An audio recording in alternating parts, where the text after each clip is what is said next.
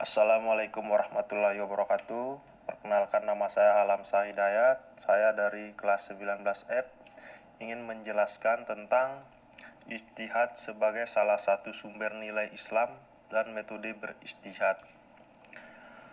Selanjutnya, sumber hukum Islam tergolong ada 3. Yang pertama Al-Quran, ada As-Sunnah, dan Ar-Rayu atau ijtihad. Kemudian ada pengertian ijtihad. Ijtihad adalah usaha atau ikhtiar yang sungguh-sungguh dengan mempergunakan segenap kemampuan yang ada dilakukan oleh orang atau ahli hukum yang memenuhi syarat untuk merumuskan garis hukum yang belum jelas atau tidak ada ketentuannya di dalam Al-Quran dan As-Sunnah. Kemudian ada dasar hukum ijtihad. Ada 2 dasar hukum. Yang pertama, Quran surat An-Nisa ayat 4 nomor 59 dan hadis Muaz bin Jabal. Kemudian ada bentuk ijtihad. Ada 2 bentuk. Yang pertama, segi jumlah pelaku terdiri dari 2 golongan. Yang pertama, ijtihad fardhi atau ijtihad individual, yaitu ijtihad yang dilakukan oleh seorang mujtahid. Kemudian yang kedua, ijtihad jamal atau ijtihad kolektif, yaitu ijtihad yang dilakukan bersama-sama oleh banyak ahli tentang satu persoalan hukum tertentu. Yang kedua, segi objek. Ada 3 bagian. Pertama, persoalan hukum yang sifatnya zani. Kedua, hal-hal yang tidak ada ketentuan dalam syariah.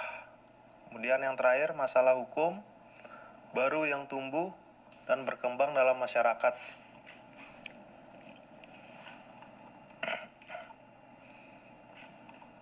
Kemudian ada syarat mujtahid. Menguasai bahasa Arab. Yang pertama, menguasai bahasa Arab.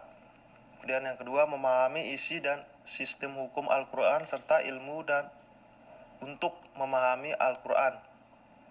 Kemudian yang ketiga, mengetahui hadis-hadis hukum dan ilmu hadis berkenaan dengan pembentukan hukum. Kemudian menguasai sumber hukum Islam dan metode berijtihad. Kemudian mengetahui dan menguasai kaidah-kaidah fikih. Selanjutnya mengetahui rahasia dan tujuan hukum Islam. Selanjutnya jujur dan ikhlas. Kemudian menguasai ilmu-ilmu sosial dan ilmu-ilmu yang relevan dengan objek yang diijtihadkan. Terakhir, dilakukan secara kolektif bersama para ahli bidang lainnya. Kemudian ada golongan mujtahid. 1. Mujtahid mutlak. Ada 2 bagian. Para ulama yang pertama kali mengusahakan terbentuknya fikih berdasarkan ijtihad mereka tentang ayat-ayat hukum dalam Al-Quran dan As-Sunnah.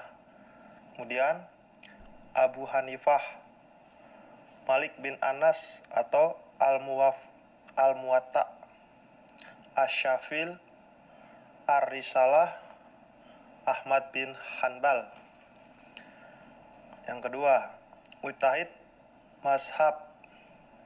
Ada 2 bagian. Yang pertama, orang yang melanjutkan dasar-dasar ajaran yang telah diberikan oleh mujtahid mutlak. Yang kedua, Abu Yusuf dan Asy-Syabani, Hanafiyah, Asy-Syatibi atau Malikiyah,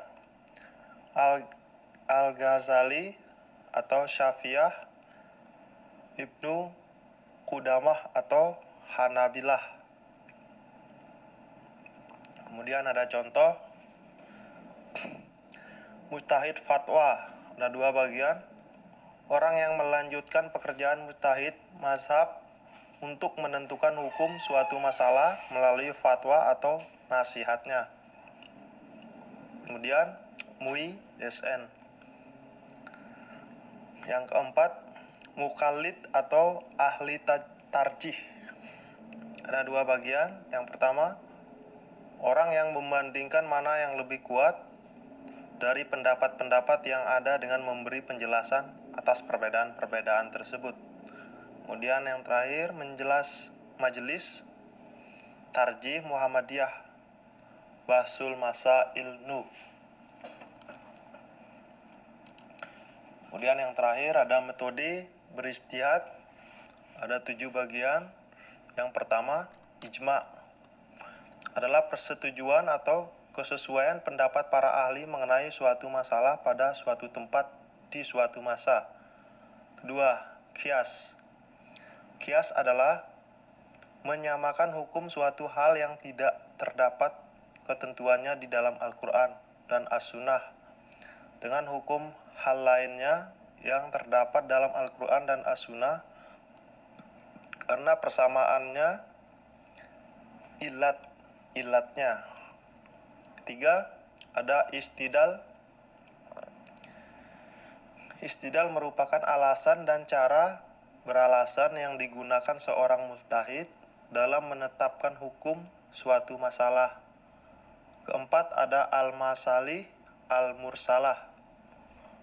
Adalah cara menemukan hukum suatu hal yang tidak dapat dalam ketentuannya dalam syariah berdasarkan kepentingan kemaslahatan masyarakat atau kepentingan umum.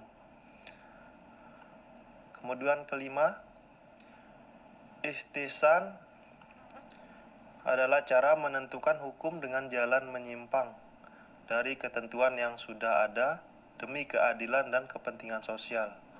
Keenam, ada istishab, merupakan melangsungkan berlakunya hukum yang ada karena belum ada ketentuan lain yang membatalkannya.